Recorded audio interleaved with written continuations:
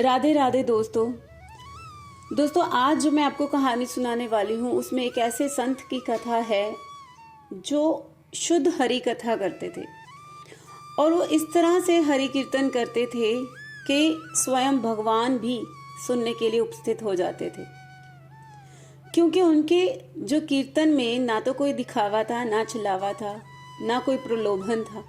वो तो इतने दिल से कथा कीर्तन करते थे कि स्वयं भगवान आकर उनका कीर्तन सुनने के लिए विवश हो जाते थे। तो चलो बिना किसी देरी के आओ कहानी सुने। महाराष्ट्र में समर्थ गुरु रामदास बाबा एक बहुत ही प्रसिद्ध और विचित्र संत हुए हैं। उनके संबंध में एक कथा बहुत प्रसिद्ध है। वे हनुमान जी के भक्त थे और कहते हैं कि उन्हें हनुमान जी के दर्शन भी होते थे। एक बार बाबा जी ने हनुमान जी से कहा, महाराज आप एक दिन सब लोगों को दर्शन दें। हनुमान जी ने कहा, तुम लोगों को इकट्ठा करो तो मैं दर्शन दूंगा। बाबा जी बोले, लोगों को तो मैं एक साथ हरि कथा से इकट्ठा कर लूंगा। हनुमान जी ने कहा, ठीक है, लेकिन तुम शुद्ध हरि कथा करना। शुद्ध हरि कथा में मैं आ जाऊंगा। बाबा जी बोले, ठीक है, मैं पूर्ण रूप से शुद्ध हरि कथा करूंगा। संत और राजगुरु होने के कारण बाबा जी का ऐसा प्रभाव तो था कि उनके बुलावे पे आसानी से लोग इकट्ठे हो जाते। इसलिए उन्होंने शहर में यह कहलवा दिया कि शहर के बाहर अमुक मैदान में हरि कथा होगी। उनके कहने से हजारों की तादाद में लोग हरि कथा सुनने के लिए वहां इकट्ठे हो गए। सारे प्रबंध भी हो गए, प्रकाश की व्यवस्था हो गई, दरियां बिछ गई, समय पर से बहुत लोग आ भी गए।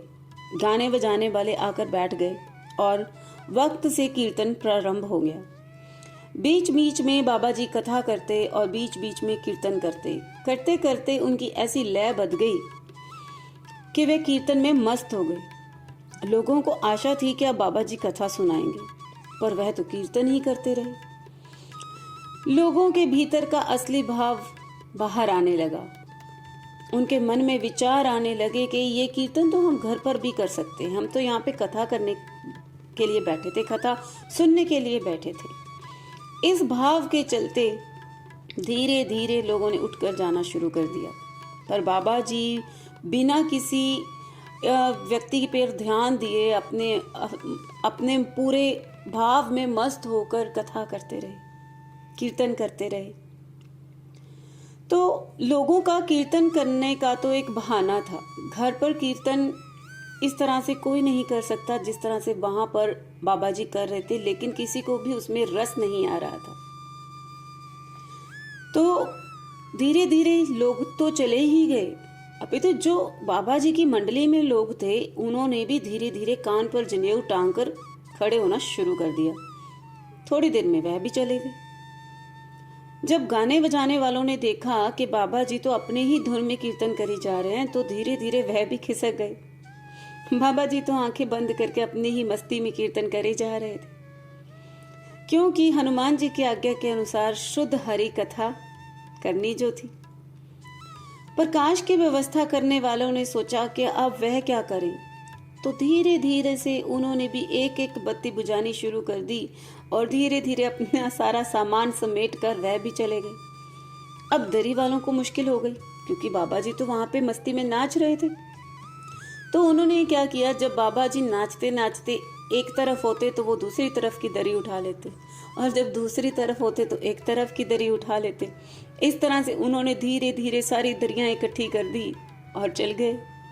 जब बाबा जी अकेले ही रह गए, अकेले मस्ती में झूमते नाचते रह गए, तब हनुमान जी आए। बाबा जी ने हनुमान जी से कहा, महाराज सबको दर्शन दें। हनुमान जी बोले, सब है कहाँ? यहाँ पर तो तुम ही हो जो सिर्फ शुद्ध हरि कीर्तन कर रहे हो। तो बाबा जी ने देखा कि वहां पे और कोई था ही नहीं।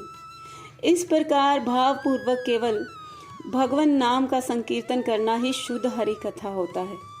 इस शुद्ध हरि कथा से भगवान साक्षात प्रकट हो जाते हैं।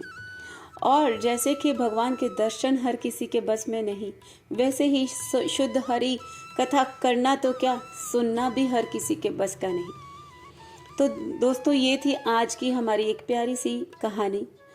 बहुत जल्द भगवान से प्रार्थना करूंगी कि और एक नई कहानी के साथ आप सबके सामने प्रस्तुत हूँ। फिर मिलती हूँ एक नई कहानी में, तब तक राधे राधे।